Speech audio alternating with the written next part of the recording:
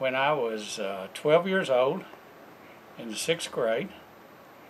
My dad told me that we were moving from, at that time we actually lived outside of the city limits on what's now John F. Kennedy Boulevard.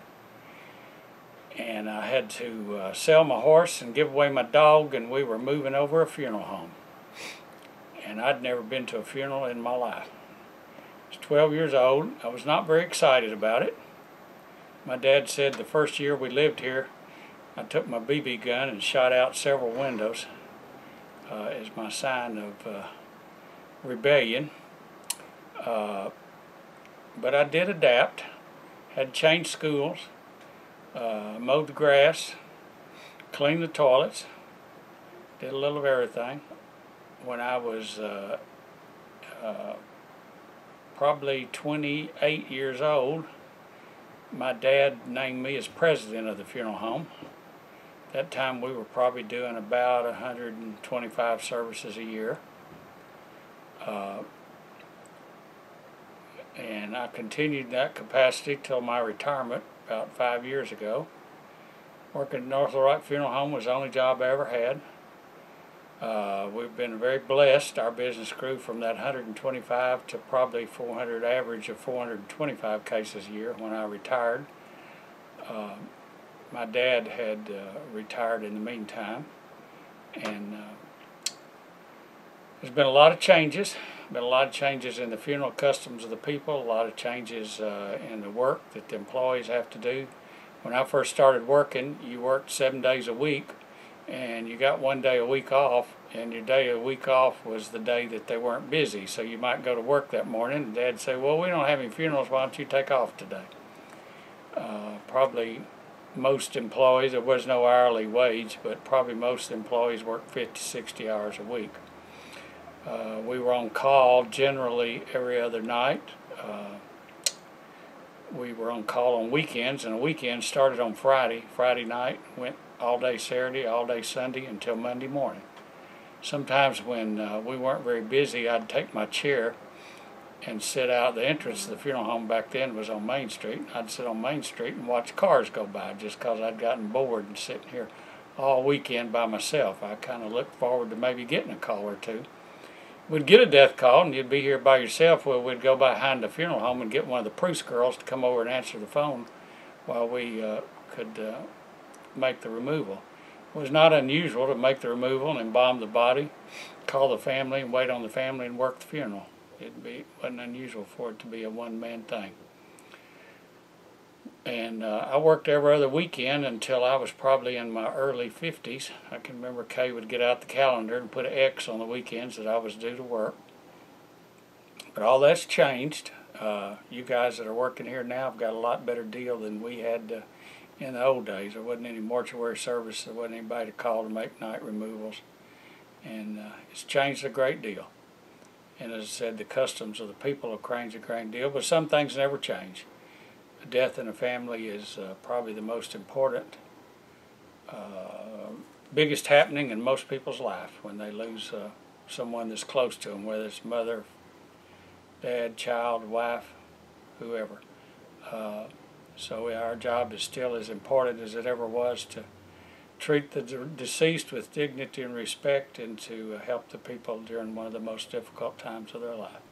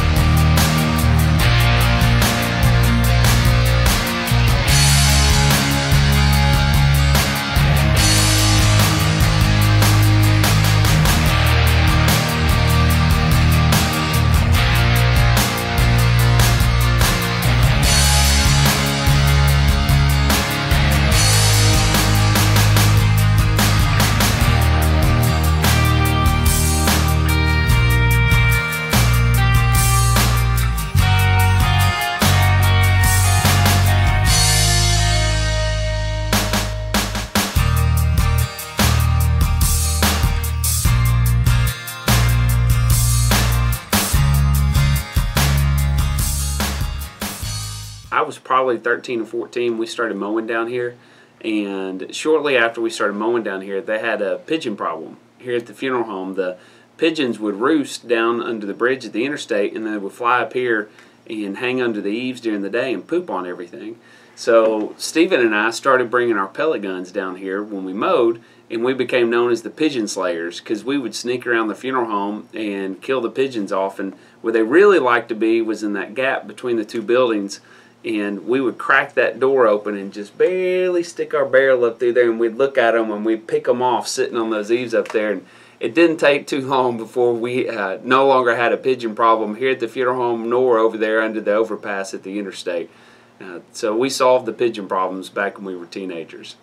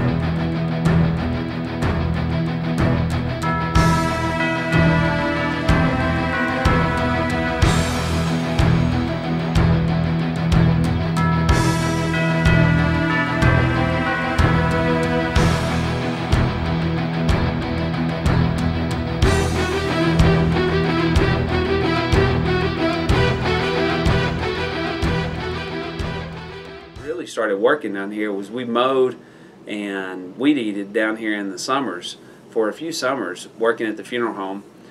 And at that time it was just part of the family. You know, I remember Dad every other weekend having to work, and we would look at the family calendar and it would say on and off.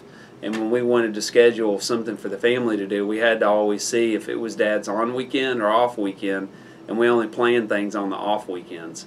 And that was always there. And we had the 2 phone lines in the house, and if the second phone line rang, which had a different ring, we were never ever to answer that phone.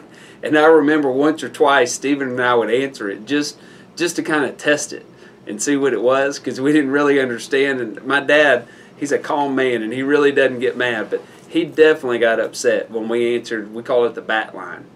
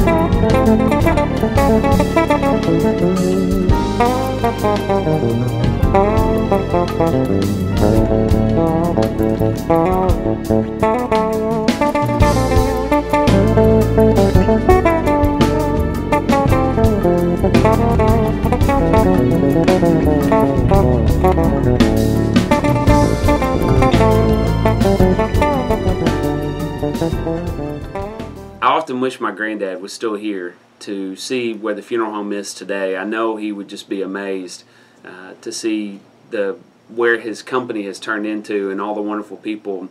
And he would love the fact that one of our core values today is celebrating life. And you may not know that, but that goes all the way back to his original vision 60 years ago, that every person would have a unique and personal service. And so although a lot of things have changed around here, really at the core of what we do, things are still the same. We celebrate life and love the families.